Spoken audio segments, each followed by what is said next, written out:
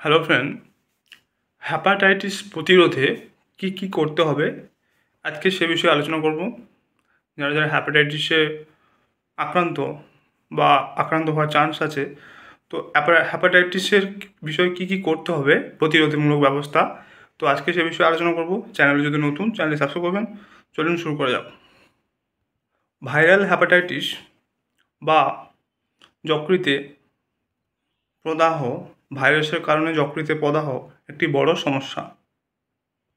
প্রতি বছর বিশ্বে অসংখ্য মানুষ এই রোগে মারা যায়, অথচ কিছুটা সচেতন হলে আমরা এই রোগ থেকে মুক্ত পেতে পারি।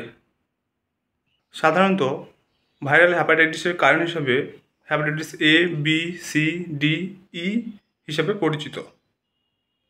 হ্যাপাটাইটিসের ভাইরাসটি জল এবং খাবার বাহিত ভাইরাস, অর্থাৎ জলের মাধ্যমে এবং খাবারের মাধ্যমে এটা বহন করে। বেশিরভাগ সময় মৃদু উপসর্গ দেখা যায়, যেমন খাবারে অরুচি, বমি,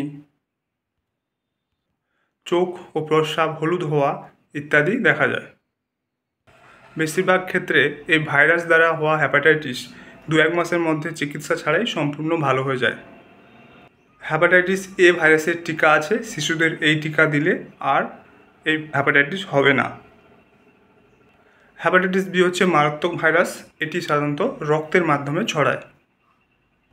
ইঞ্জেকশন, সিরিঞ্জ ইত্যাদির মাধ্যমে এটি ছড়ায়। এটা স্বল্প এবং দীর্ঘমেয়াদী দুই রকম সংক্রমণ এবং প্রদাহ হয়ে থাকে। দীর্ঘমেয়াদী সংক্রমণ থেকে লিভার সিরোসিস এবং লিভার ক্যান্সার অবধি হতে পারে। এই সমস্যায় অবশ্যই বিশেষজ্ঞ চিকিৎসকের পরামর্শ নিতে হবে। হ্যাপাটাইটিস সি ও মারাত্মক ভাইরাস, এটিও রক্তবাহিত রোগ। অনিরাপদ রক্ত পরিসঞ্চালনে এটি মূলত হয়ে থাকে। এই রোগের কার্যকর চিকিৎসা রয়েছে, কিন্তু এই রোগের টিকা এখনো অবধি আসেনি। এবারে প্রতিরোধমূলক সচেতনতা কিভাবে করবেন। হ্যাপাটাইটিস রোগ প্রতিরোধে যে কোনোভাবে বিশুদ্ধ জল ফুটিয়ে খেতে হবে। যেখানে সেখানে খাবার বা জল খাওয়া যাবে না। ব্যক্তিগত পরিচ্ছন্নতার বিকল্প নেই। মাদক থেকে মুক্ত থাকতে হবে, নিরাপদ রক্ত নিতে হবে, অনিরাপদ ইন্টারকোর্স এড়িয়ে চলতে হবে। ভাইরাস প্রতিরোধে টিকা নিতে হবে। জন্ডিস হলে হ্যাপাটাইটিস চিকিৎসায় নিকটবর্তী চিকিৎসকের পরামর্শ নিতে হবে। তো আজকে জানলেন হ্যাপাটাইটিস কী এবং কয় ধরনের, এবং এর প্রতিরোধমূলক ব্যবস্থা কী নেওয়া যেতে পারে। তো আজকের ভিডিও এই পর্যন্ত। চ্যানেল যদি নতুন, চ্যানেল সাবস্ক্রাইব করবেন, ভিডিও ভালো লাগলে লাইক করবেন। Thank you for watching.